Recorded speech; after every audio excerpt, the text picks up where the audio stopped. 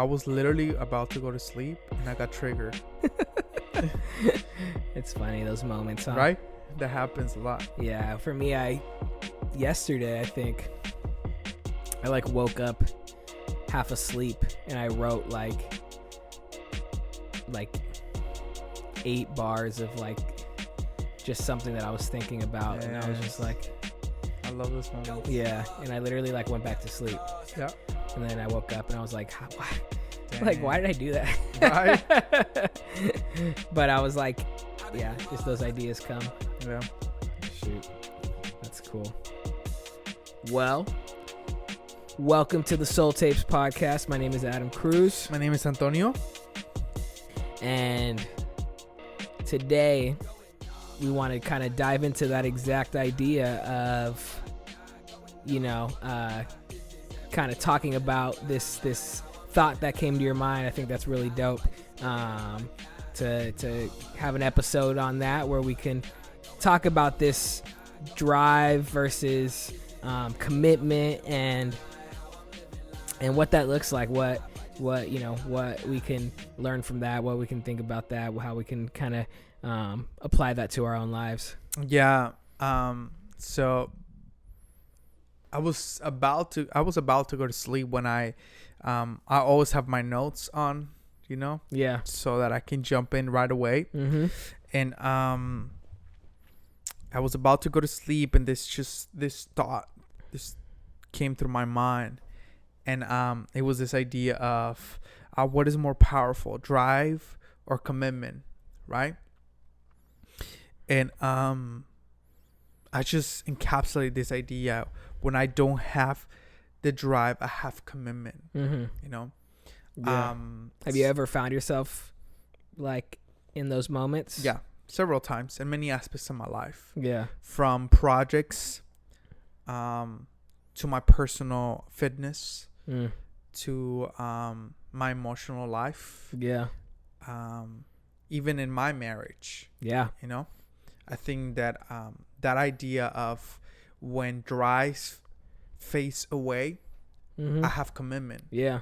But we were talking about it, the problem with the idea of commitment is that a lot of us, we have a misconception, or not a misconception, we have a distorted idea of negative perception about commitment. Yeah. Because many times we live in a time where the narrative is, if you don't like it, if it doesn't stimulate you no more, leave it.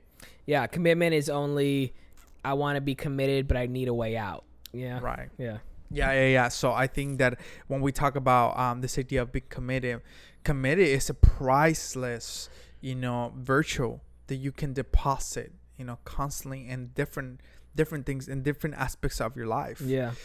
It's powerful. It's power, and more in the time that we live in, because we live in a time where we want everything so fast. Yeah. The commitment is no longer needed many times. So we don't apply it. We don't know the fruits of commitment, and I think that we're so moved by the drive of things, because many times we'll have the drive of starting projects, starting new things, jumping certain things, and that we don't evaluate or discern, can I keep the commitment of this particular project or relationship or dream or whatever that is. So I think that I don't want to say they're opposite. I want to say they go hand in hand. But I feel like I have experienced it many times, one face away. I think when you have a drive or like a motivation towards a goal or something, a lot of that is fueled by like the excitement, like this initial thought of I think about it like a fire, that's getting fueled by like gasoline or something, when you're spraying it on a fire, it's like it ignites and it lights up, but it only lasts for a certain amount of time. But so what tends to keep that fire burning isn't that gasoline, it's actually the wood, right? Mm-hmm. When the fire, when that wood gets ignited and it's lit, it now you have like this slow burn, but it's consistent. Mm-hmm. And I think that's like what commitment is. It's this consistent, it's long, it's not that it's not that exciting when it comes to that moment, like when you have that gasoline hit. It's something that we have to. I think commitment is really dope because it's something that we make a decision, and that decision has to now everything that we do has to be informed by that commitment, where we stay devoted to what we said we were going to do, or what we are. Like, I love that connection to like marriage or relationship. And I think that's why it's tough for people when it comes to the idea of marriage, because it is this commitment that has repercussions towards a lifetime, right? Towards, not just a 5-year relationship, but a 20, 30, 40, 50 year long term commitment. But I think that we have to be smart about our commitments, right? And we have to make sure that we are, when I think a lot of times that's where commitment gets a bad rap, because we get committed to the wrong things or the wrong people. So then we're saying, well, that's why I don't want to be committed, because then now I make bad decisions, or if I make the wrong decision, I need to get out. But that's why we have to be careful with drive versus commitment, I would say. Man, wow, I think that's so true. When we actually are, we commit to the wrong thing, and we have to learn how to take better. We have to learn how to evaluate better. Yeah. We have to be better at not just taking anything that comes our way. Yeah. Because if we take decisions based on, well, this sounds good, this sounds beautiful, this sounds like it's good. Yeah. And we don't actually learn how to say no. I think that's something that I was thinking the other day. One of the problems that I have is that I'm a very impulsive person. Yeah. And I tend to take opportunities as they come, because they look good. Yeah. And I tend to be very ambitious at the beginning of things. My issue is being committed, being consistent of things. Yeah.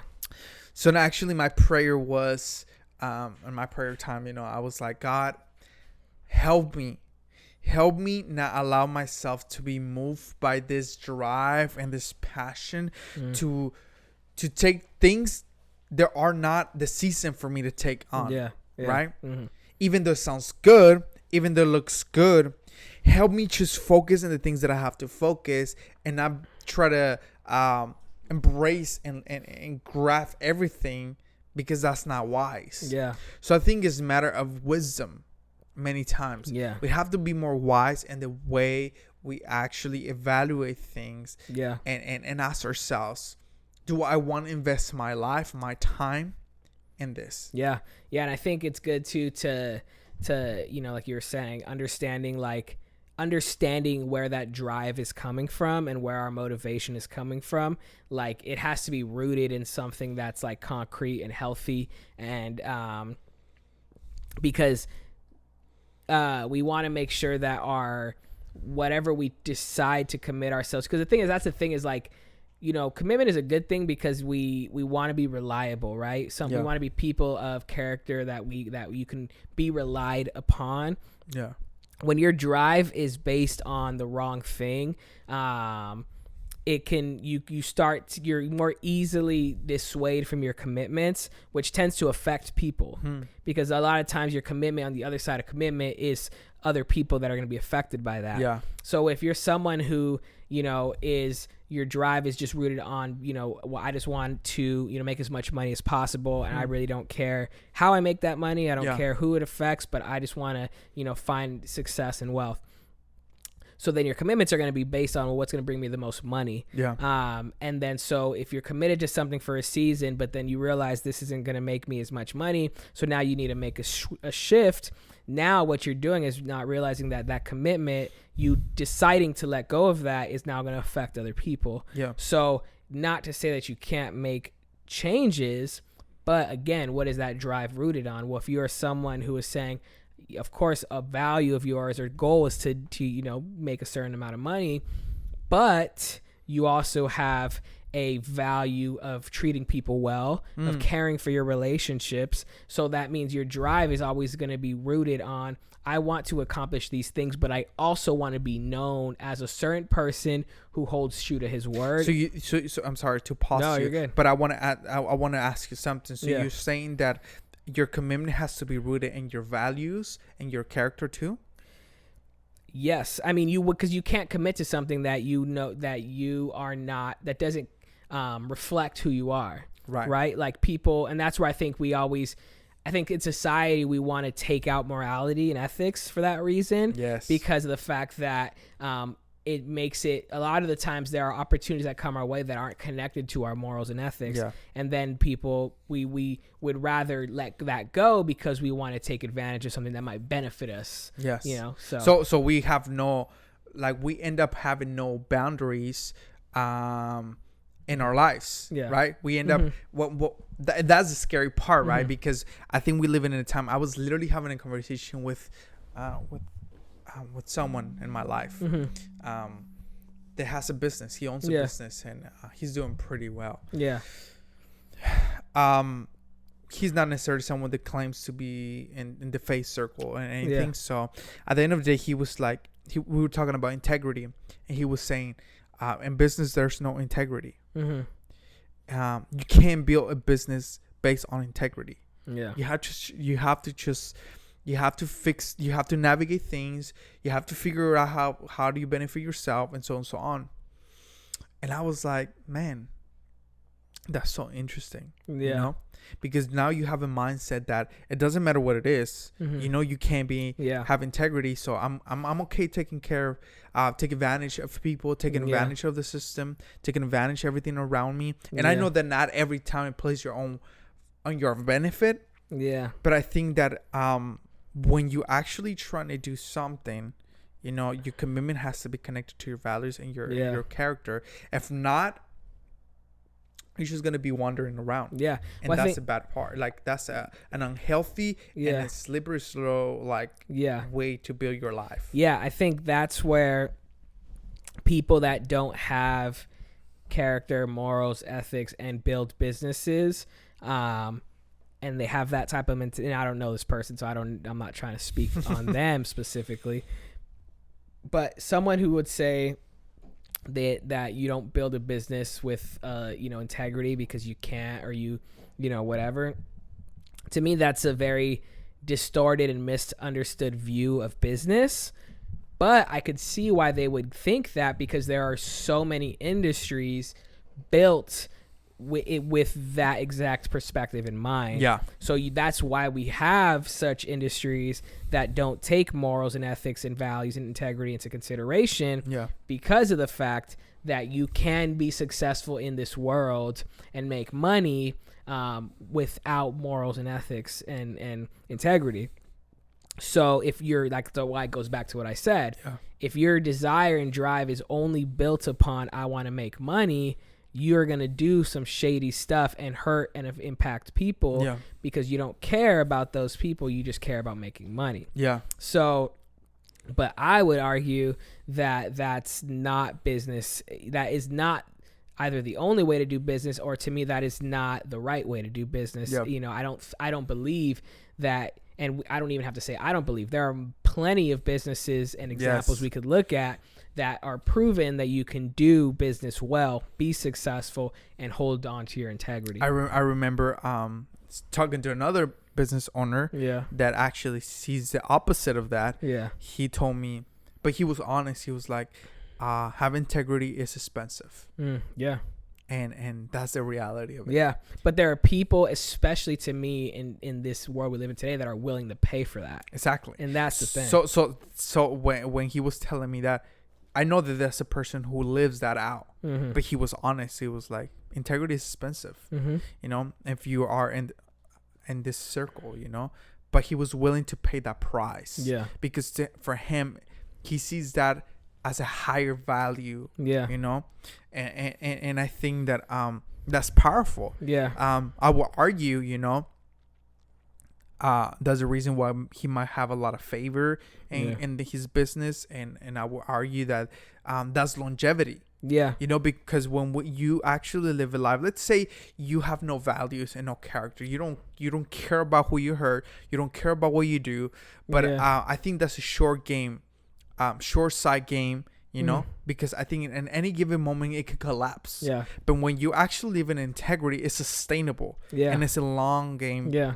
You know, way of living life. But you have to stay committed to it. That's the thing. We're going back so to that's commitment. Exactly, that's the other side of that, of whatever it is. So that's why it doesn't matter. It's if you are a person who is going to say, I have integrity, I have morals, I have ethics, I'm going to live my life, and if you want to go to the business side, I want to build a business, you know, where this is who I am, you have to stay committed to that. Yeah. Because the second you don't, now it's the other side of people saying you're a fake, or you're a fraud, or you're not holding true to what you said you were, or what you represent. Yeah. So I think that's where, like, as like believers, that's also the hard part, right? Yeah. Is if you're going to say you're a Christian, but again, that's also, we've talked about this before, that's the misunderstanding of what it means to be a Christian. Right. So I'm not even going to go there. Yeah. I mean, we went to a whole nother route of like business and but I love it. It's cool. Yeah, no, it was great. Maybe going back to the idea of drive and commitment, you know.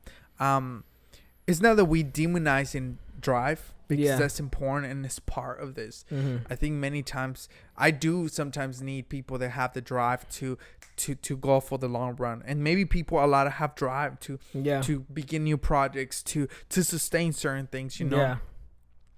I think my only concern was, hey, when drive is no longer there, you have to be willing, the commitment is going to be there. And power. I think in the narrative of the Bible, you know, even though I'm sure there's a lot of people with drive, what Jesus calls us is, or what God calls us is to commitment in a lot of aspects of our lives. Because we're talking about the difference between drive and passion, right? Yeah. Maybe passion is more about the thing that you love to do. Drive is the energy that carries that out. Yeah. Right? And I think the energy that carries you by difficulties, by things not going your way, can fade away. Yeah. But commitment, I think commitment, what commitment is the only thing that can take you to flourishment. Yeah. Commitment shapes you. Yeah. Commitment can change the way your heart is positioned. Yeah. So I think commitment gives you something that drive can't. Yeah, I think so. I'm going to give another analogy or like metaphor or whatever. But, you know, when you think about drive is, you know, I mean, even just thinking about the word, it's connected to like a vehicle. Yeah. So in order to have drive, or to sustain your drive, you have to fill up your drive. You have to fuel it. So just like a car, like with a car can go and you can drive for as long as you want until you run out of gas. Yeah. Or for our Teslas out there and electric vehicles, I want a Tesla. until your battery, you know, runs low. Then what do you have to do? You have to refuel that drive. Yeah. So I think that's the same. It's the same thing when it comes to when we have these moments. Drive is not bad at all. Yeah. It's necessary. But the thing is, we have to be committed to refueling that drive, or else we're not gonna finish the journey. Yeah. So, you know, that's my metaphor for the day. That's how I finished this. Yeah. My episode. Yeah. That's good. I think that's true. How do you nurture that? Yeah. You know, how do you keep feeding that? Yeah. In a personal matter, you know, I think the way I keep feeding that aspect of myself is surrender myself with healthy voices. Yeah. The voices that can help me navigate the the unhealthiness of that, the feeling defeated, maybe the feeling tired, the voices that protect my heart. Yeah. I think that's very important. I don't know if you have something else. No, yeah. When it comes to our commitments, or committing ourselves to things, to feeding that aspect of to feeding that aspect, I think people. So this is what I think, when it comes to having goals and trying to achieve things in life, is you need people on your corner, right? And I think it's not that they're just cheerleaders, because sometimes people, we think we need people that are just gonna, support us and cheer us on, and go, like when we're children, right? Yeah. When you're a kid, you just need your parents or someone there to encourage you to just do stuff. So as you get older, to me, it's like when you're running a business, you have a board of trustees. These are the people that support your vision, support your goals, but they're not just cheerleaders. They keep you accountable. They help you in processing, but they challenge you. They give you constructive feedback. Yeah. They're people there that you can go to, because they're your circle of kind of trust. Mm-hmm.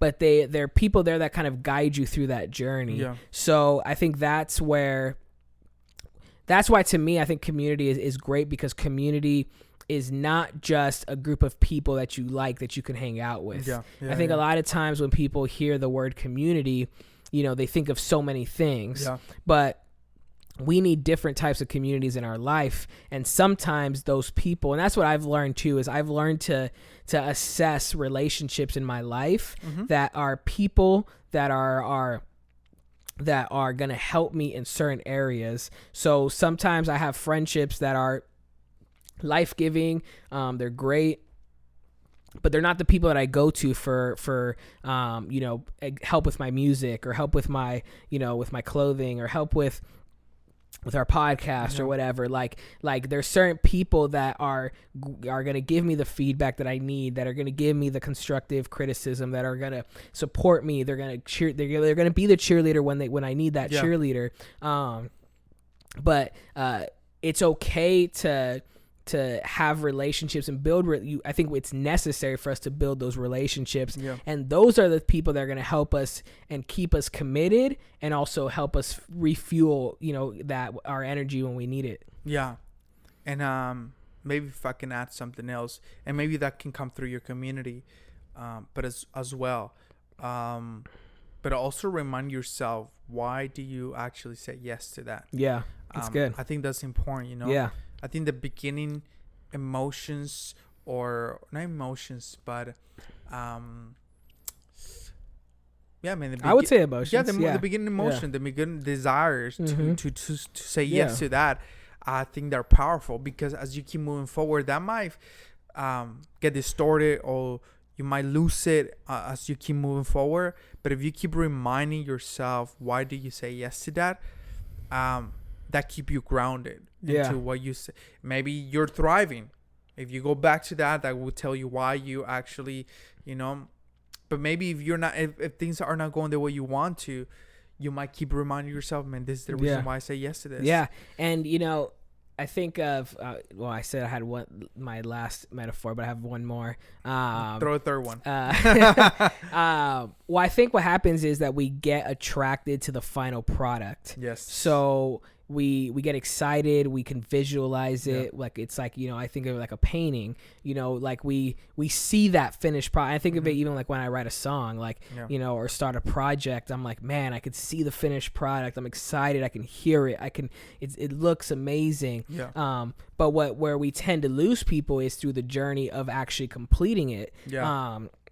Is that's when that dream or that image becomes it's like, it's not as sexy, because it's like, now I'm putting in the work. Now there's the hiccups. Now there's the frustrations. Now there's the things I didn't expect to be a problem. Now this comes up, that comes up. Yeah. And now it starts chipping away at that drive, at that excitement. And now it's like, okay, this is work. This is real.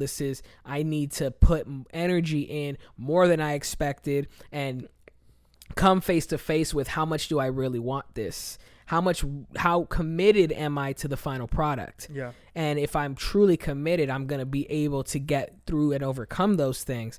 And I think that's where, that's that journey and that process that we all, have to be willing to go through. And then sometimes we realize that we're not, we might realize, what, maybe this isn't something that I, want to do or want to finish or, I'm sure we all have plenty of unfinished products in our life. Yeah.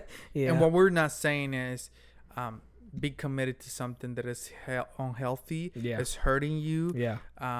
It's hurting your surrounding, your relationships. We're not saying that. Yeah. But what we're saying is that we need to take commitment very serious. Yeah. Consistency very serious. Yeah. And there's things that we're not going to be able to experience in life until we actually learn how to commit. Yeah. Until we actually learn how to be consistent in things. Yeah. Right. So we have to learn how to detach the unhealthiness that is hurting you, hurting others. Yeah. To the fact that, okay, I need to discern and to evaluate. I need to stay here. Yeah. This is just like, maybe I don't have the drive right now, but I have commitment to keep moving forward in life. Yeah. So I think that my final thoughts in this case is, to me,